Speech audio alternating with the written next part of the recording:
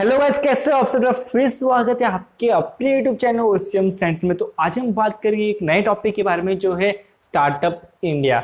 Okay, startup India topic में ये जो हमारे इंडियन गवर्नमेंट ने ये स्टार्ट किया है। ओके, ये क्यों स्टार्ट किया? बिकॉज ये एक एंटरप्रेन्योर को डेवलप करने के लिए, बिजनेसमैन को डेवलप करने के लिए। ये चैप्टर में तो सिर्फ आप एंटरप्रेन्योरशिप डेवलपमेंट के बारे में बात करोगे। इसका मतलब जो एंटरप्रेन्योर है वो कैसे डेवलप होगा उसके बारे में। ओके, तो इसमें भी अपने इंडिया में एंटरप्रेन्योर को डेवलप करने के, बिजनेसमैन को बिजनेस के उसके बिजनेस को डेवलप करने का हाथ हमारे गवर्नमेंट, इंडियन गवर्नमेंट का भी है। तो एक स्टार्टअप इंडिया के स्कीम, एक कैंपेन के जरिए अपने बिजनेस को ग्रो करेंगे।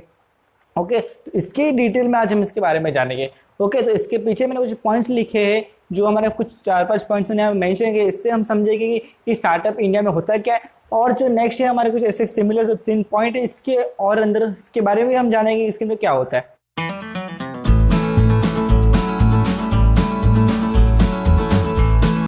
ओके, तो स्टार्ट करते हैं हमारे फर्स्ट पॉइंट के साथ जो है startup India is an initiative of government of India. The campaign was first announced by the prime minister of India Narendra Modi ji in his speech of 15 August 2015 में। दोस्तों ओके, डिफाइन रीड करके आपको समझ गया होगा कि ये स्टार्टअप इंडिया होता है क्या। स्टार्टअप इंडिया एक गवर्नमेंट का फर्स्ट कैंपेन है, क्योंकि जिसमें एक एंटरप्रेन्योर को डेवलप करेंगे। एंटरप्रेन्योर के लिए, बिजनेसमैन के लिए लोग ने बनाए कैंपेन, जिसके ऊपर लोग बिजनेसमैन आकर उस स्कीम को यूज कर उस कैंपेन को यूज कर अपना बिजनेस ग्रो करेंगे। ओके, तो ये श्री नरेंद्र मोदी जी जो हमारे इंडिया के प्राइम मिनिस्टर है, ओके, लास्ट 10 ईयर से वो प्राइम मिनिस्टर बनते हुए आ रहे हैं। तो इन्होंने ही हमारे इंडिया में एक लेकर आया है, क्या लेकर आया है?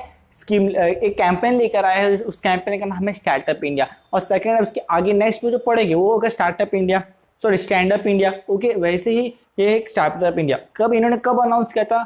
Speech on 15 August 2015। दोस्तों ये आप जरूर याद रखो, आपके ऑब्जेक्टिव में जरूर पूछ सकते हैं। ओके, ये तो फर्स्ट पॉइंट। अब सेकंड पॉइंट देखते हैं। सेकंड पॉइंट में क्या है? Startup is defined as an entity having headquarter in India.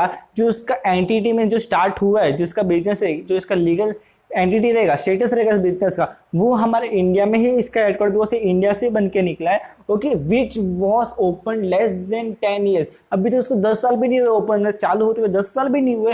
And एगो and has announce an annual turnover of less than 100 crore. अभी तो इसका जो टर्नओवर हुआ है वो 100 करोड़ से कम है, और इनका मेन टारगेट है 10,000 करोड़ तक का।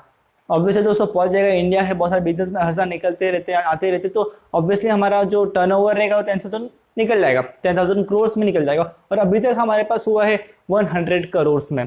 ओके, नॉट बैड, अच्छा ही है।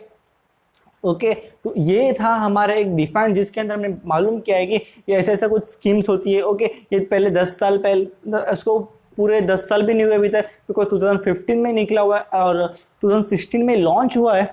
तो 2016 में लॉन्च हुआ है और अभी तो 2020 चल रहा है, ऑलमोस्ट 4 to 4 ईयर से हुए। ओके, उस 4 ईयर में इन्होंने 100 करोड़ का प्रॉफिट कमाया, ऑलमोस्ट 100 करोड़ का टर्नओवर किया।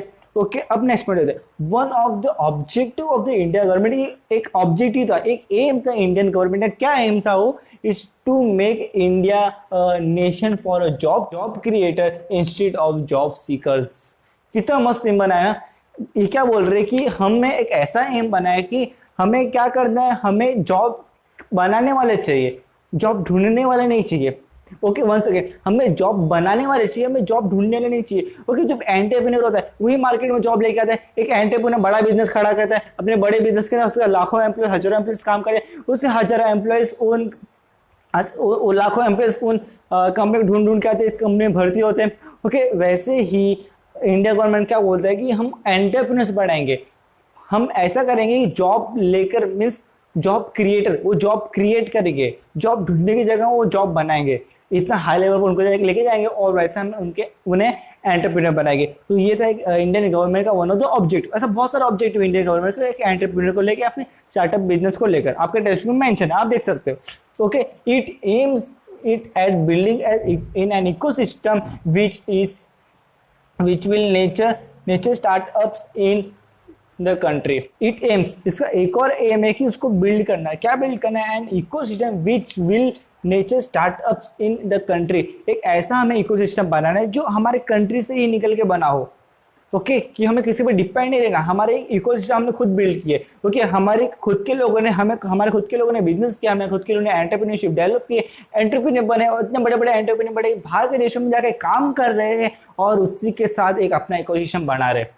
तो ये था एक इंडिया गवर्नमेंट का भी एक दूसरा एम उसका, और एक इसके पहले वाला भी एम हमने जाना है, दोनों में बहुत ही अच्छा था। ओके तो ये होता है इनका एम, और ये होता है स्टार्टअप इंडिया। ये सिर्फ एंटरप्रेन्योर के लिए बना है, एंटरप्रेन्योर ट्रेनिंग देने के लिए कि कैसा एंटरप्रेन्योर आगे बढ़े उसके लिए बना है, एंटरप्रेन्योर को सपोर्ट करने के लिए। बहुत सारे एंटरप्रेन्योर आके हमेशा मार्केट में आके फेल हो जाते हैं, आपको ही मालूम है। लास्ट लेक्चर में आपको बताया था कि 3 साल में, हर 3 साल में 80% बिजनेस फेल हो जाते हैं इंडिया में।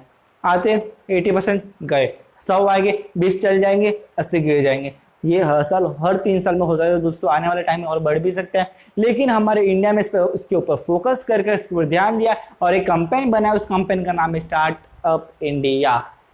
स्टार्टअप करेंगे। ओके तो ये था हमारे कुछ स्टार्टअप इंडिया के डिटेल्स, और यहाँ पर भी मैंने कुछ 3 पॉइंट मेंशन किए, ये भी स्टार्टअप इंडिया के कुछ रिलेटेड भी है, तो जानते हैं इसके बारे में।